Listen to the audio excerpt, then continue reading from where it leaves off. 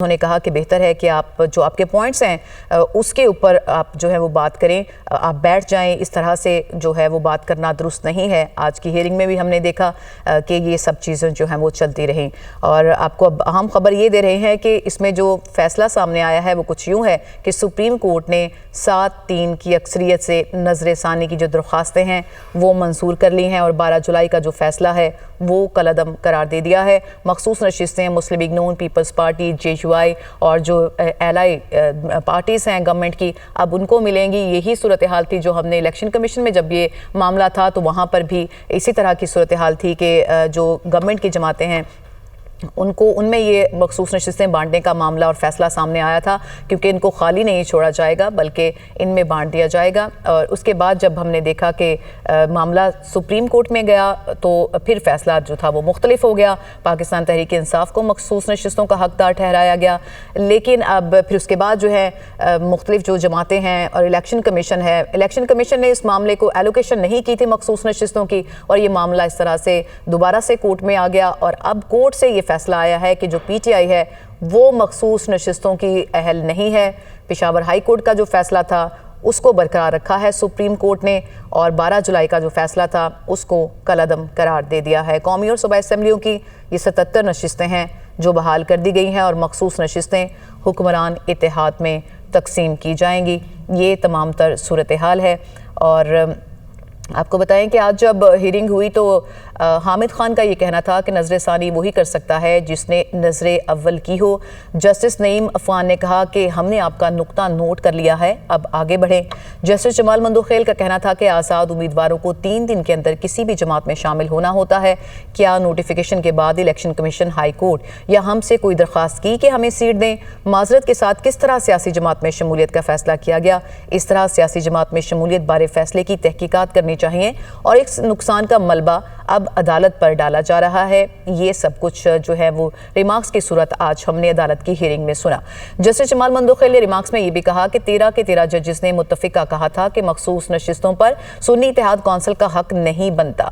आप इस बात को खुद भी तस्लीम कर रहे हैं। साफ बात है कि कौम को गुमराह किया जा रहा है, दुरुस्त हकाइक सामने नहीं लाए जा रहे। फिर अदालत ने मखसूस नशिस्तें के फैसले के खिलाफ नज़र-ए-सानी दरख्वास्तों पर फैसला महफूज किया था, जो कि अब से कुछ देर पहले सुना दिया गया है।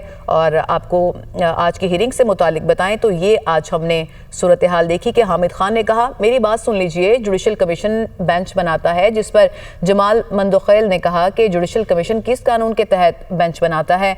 हामिद खान ने जवाब दिया कि 26वीं तरमीम के तहत आर्टिकल 191A के तहत बनते हैं बेंचेस। तो जस्टिस जमाल मंदोखेल का कहना था कि आप 26वीं तरमीम के मुखालिफ हैं तो इस पर कैसे इन्हिसार कर रहे हैं?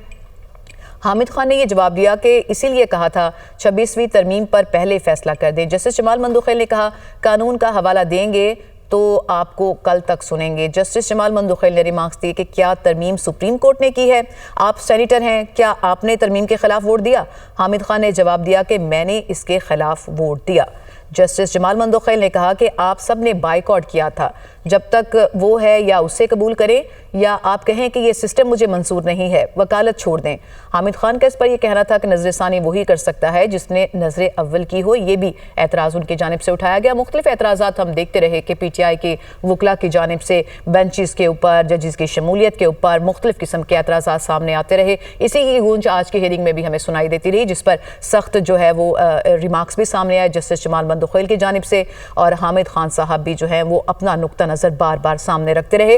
और इसी सूरत हाल के ऊपर हमारे कुछ आईनी माहिरीन जिनसे हमारी अभी गुफ्तगू हुई, कानूनी माहिरीन, उनका ये कहना था कि ये वकला का जो एग्रेसिव रवैया था अदालत में वो दुरुस्त नहीं था।